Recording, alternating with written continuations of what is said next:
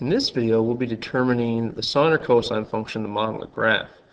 In this video, I'll be using the cosine function, so I'm going to write that down before I start. So I have y equals a cosine b outside of x minus c plus d. So I want to determine the a, b, c, and d values from the graph, then plug them into my general function to obtain the function that will model this graph. To start this, what I'd like to do is find a maximum. So I've got one here, and I also like to find a minimum.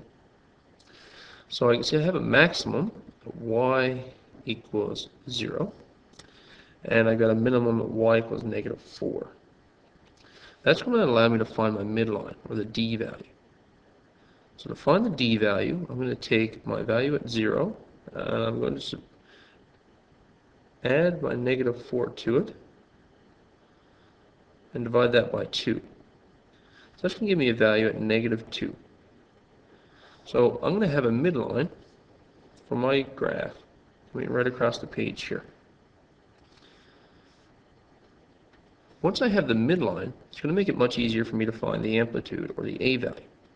If I want to find the a value, I simply have to find the distance from the midline, right here, to the maximum value. And I can do that by either reading off the axis here, or in this case, reading the numbers on the bigger squares on my grid. So I can see that I'm 2 away. So that's going to give me an a value of 2. Remember, the amplitude will always be given as a positive value, as it's a measure of how far away we are from the midline, not where you are versus the y-axis. Next, I want to find the b value.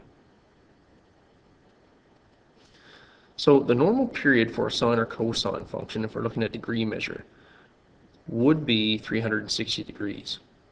So if this had a normal period, if I started at 90, I would expect to see another maximum here at 450, because those are separated by 360 degrees.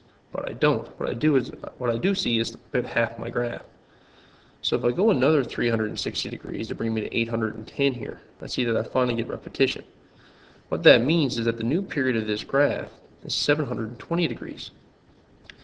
So what I want to do is I want to take my original period, which was 360, and divide it by my new period, which is 720.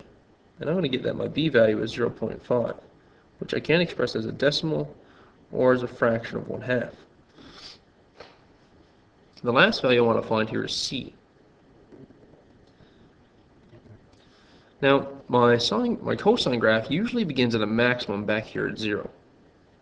But that's not happening in this case. What I do see happening is that the first maximum is occurring here at 90.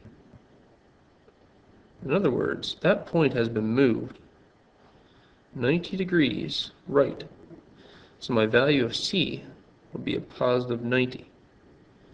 So what I want to do now is put these all into my equation that I began the problem with.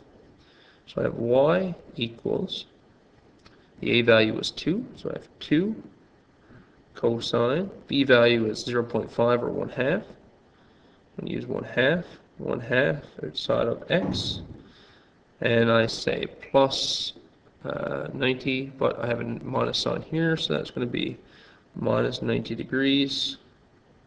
And the midline was at negative 2, so I'm going to subtract 2.